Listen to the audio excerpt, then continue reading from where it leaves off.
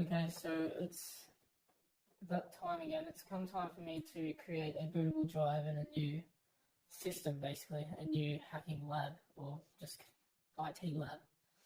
So I thought I might as well film it and show people how to do it because it's not as straightforward as you might think, so get started.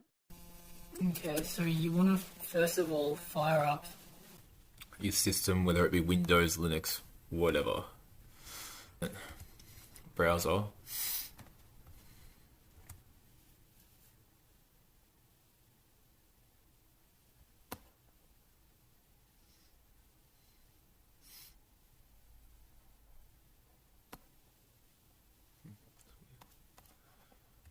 Alright, so then you want to just look up whatever distribution of Linux or OS you want to set up. In my case, I'm gonna just go Kelly Linux download. Yeah, so get Kelly, and same with like Parrot, fucking Mint, whatever. I'm just gonna go live boot,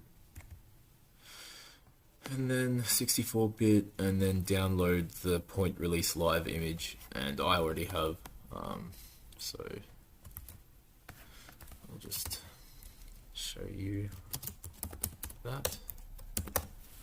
It will download this zip file. So basically you just want to, right, unzip and then delete the etcher, and that will create this file, this app image. So basically you just want to fire that up. And if you're using Windows, just Google a program called Rufus, R-U-F-U-S, and it's the same process really. Oops. Boolean etcher, a app image. This should fire it up.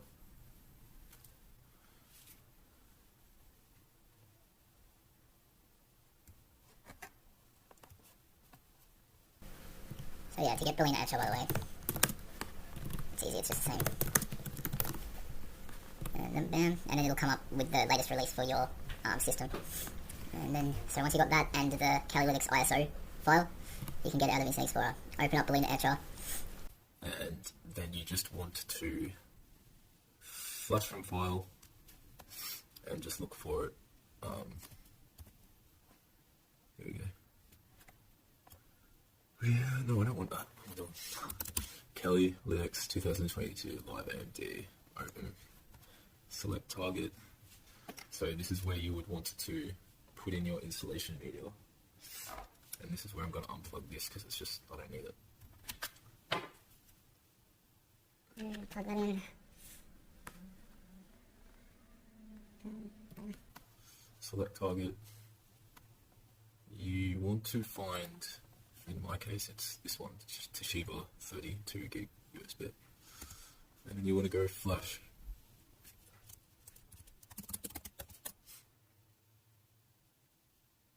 Okay, so that'll take about 10 minutes or so. While that's going, I'll move on to the next bit. We basically have to use 2 USB drives all up for this process. One to put the installation media onto, to boot into it, and the second to have plugged in at the same time to install it onto. It's a bit of a process, but it's fairly simple once you get the gist. And then we're just going to open a program called gparted. On Windows, you would just use something like Microsoft Partition Manager or something like that. I think that's what it's called. Anyway, sudo gparted.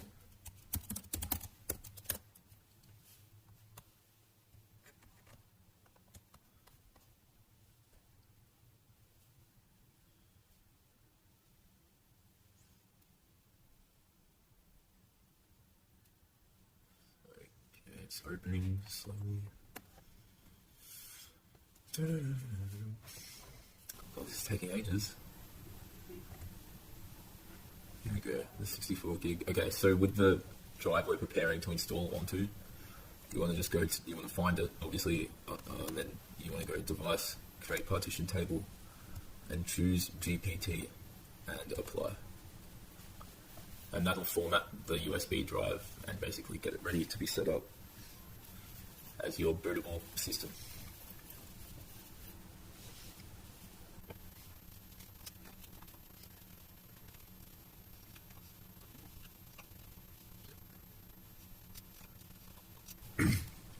Okay, for this bit, you just want to right click on unallocated, go new partition, and you want this size to be 500 meg, and we're going to call it the partition name EFI boot, label EFI boot, and then change the file system to FAT32. Go add. And then we want a 500 meg partition of just unjournaled or unformatted, unknown. 500 meg. Just change that to unformatted. And then go add. The next we want is, we need a swap partition, which is basically the virtual RAM or the RAM for this. I'm just going to make mine 8 gig. Swap,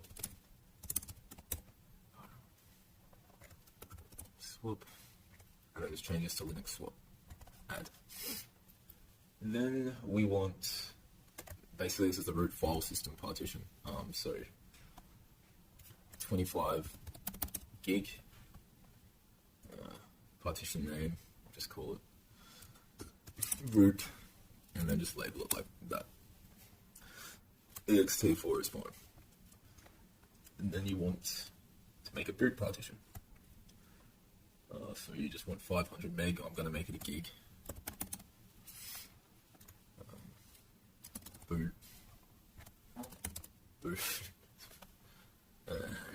Add.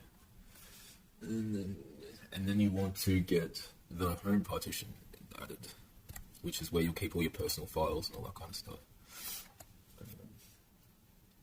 500 meg, alrighty. 23. Yeah, okay. So I'm just going to change this remaining size 1 down so there's 1 meg left over. Home. And then just go add. That leaves 1 meg of unallocated space right there. And that just allows, it's just less breakage basically, it'll work smoother and better. So then you just want to go apply all of those changes. Yes, I'm sure.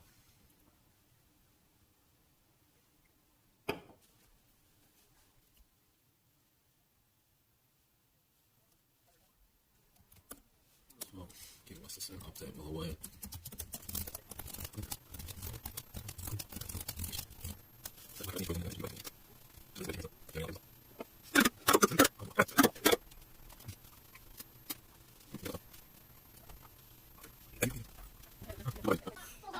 Yeah. Yeah. Yeah. Okay, so then once that's done, you want to change the flags of each partition. So just go manage flags on the EFI boot partition. Now just choose boot. Close.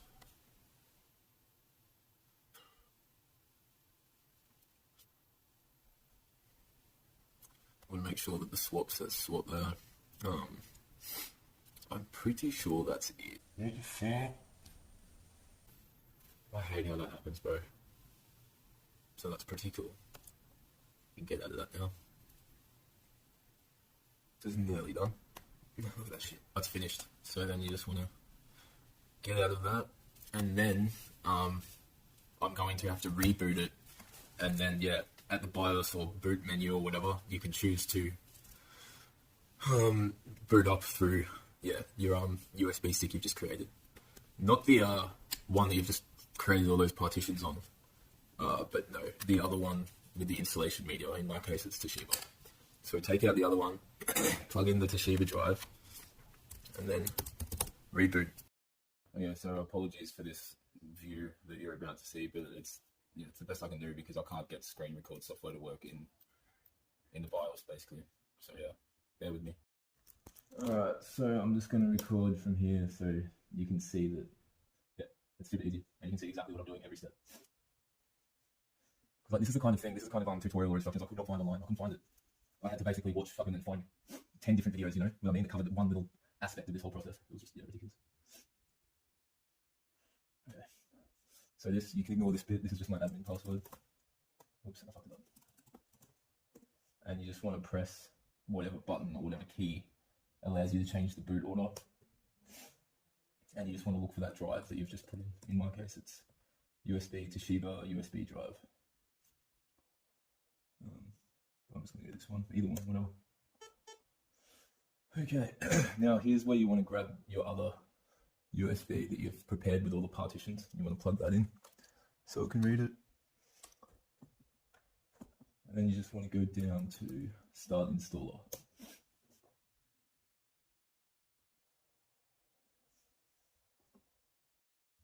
Okay, so obviously here, so I choose English if you speak English. I'll choose Australia because, yeah, that's where I am. American English is cool. So now it's just detecting on what device the installation media is stored on, and yeah, it's just going to mount it to install the OS onto a different drive.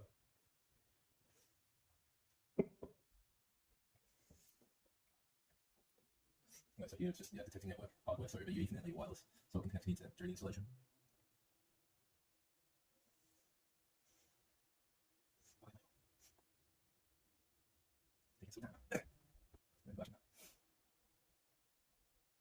Alright, so I'm going to Ethernet or S0, that's your Ethernet if you've got it plugged in with a wire. WLAN 0 is wireless, so I'm just going to go wireless this stage.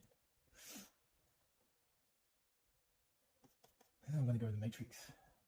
So this is where I fucking live. And then law of one.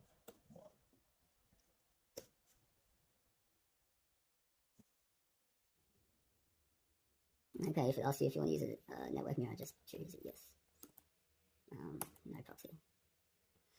And then we continue writing. Okay, I'm going to call this Voldemort. And the computer name, you can call it anything. Domain name, I'll just go my actual domain name.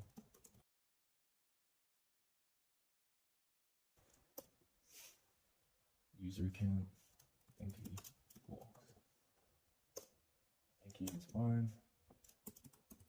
Password. Continue. Victoria.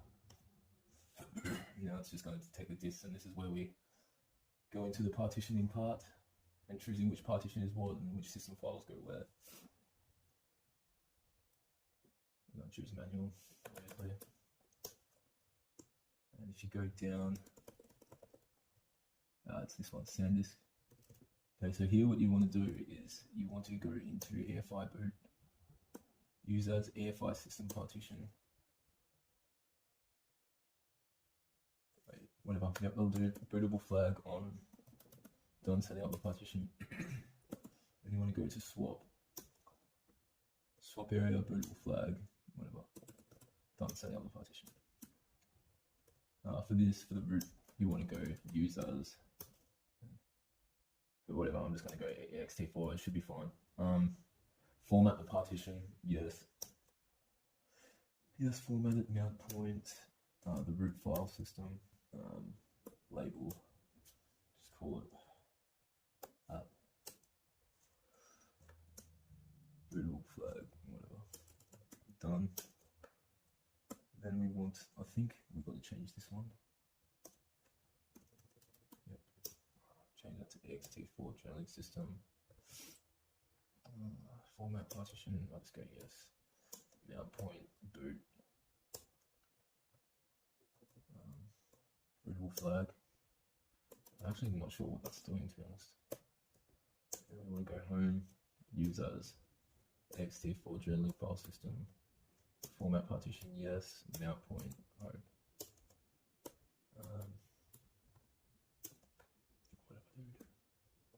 Done.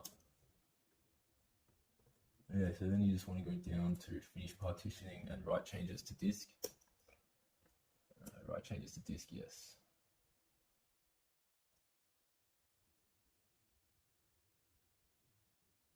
Cool. So this is just gonna, just let it do its thing. It'll take a while. It'll take a fair while. So I'll come back and show you the rest of what to do when this is done. Go make a coffee or some shit. It'll take ages. have a break, and we'll come back and finish the rest. Okay, so once the installation is complete, you want to reboot to continue. I'm just looking for so just go enter to reboot.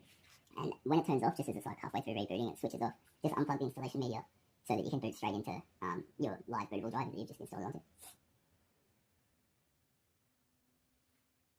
This last little bit can take a fair while too, so just, yeah, don't sit and stare at it waiting.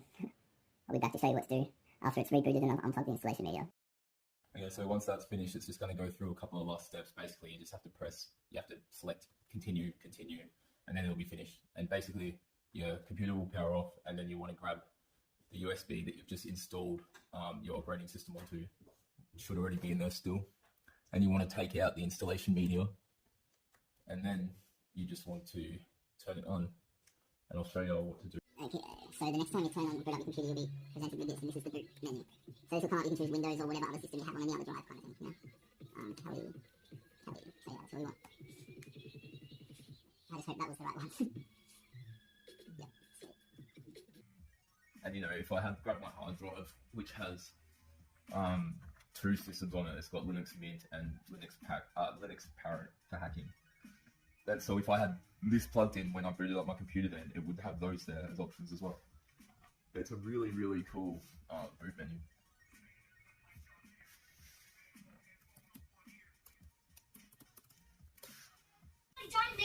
Okay, so Thank you. once you've booted up into Tele, to install that boot manager that you saw before at the start, it's super duper easy. You just want to go.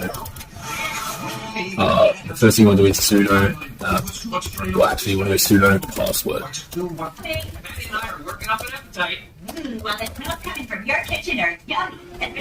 And yeah, you can make the password anything you want. It can be the same as your user password. That's cool. Then you want to go sudo update. And then you want to go sudo It's so fun right here. upgrade. And yours will look different to mine. Yours will go through a heap of stuff and it might take a while. But then just to make sure, if you have any troubles or problems when it's upgrading, it says anything about a DPKG error or DKMS error, you just go sudo fix update.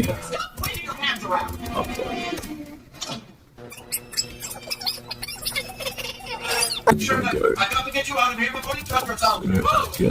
Fix. Mr. Peabody, you Broken. didn't die. Of course I didn't die. Upgrade. Thank you. Yes. How did you get back? Well, after a few failed And then just use the right they go. won't stone again fat and construction Go movement out. right.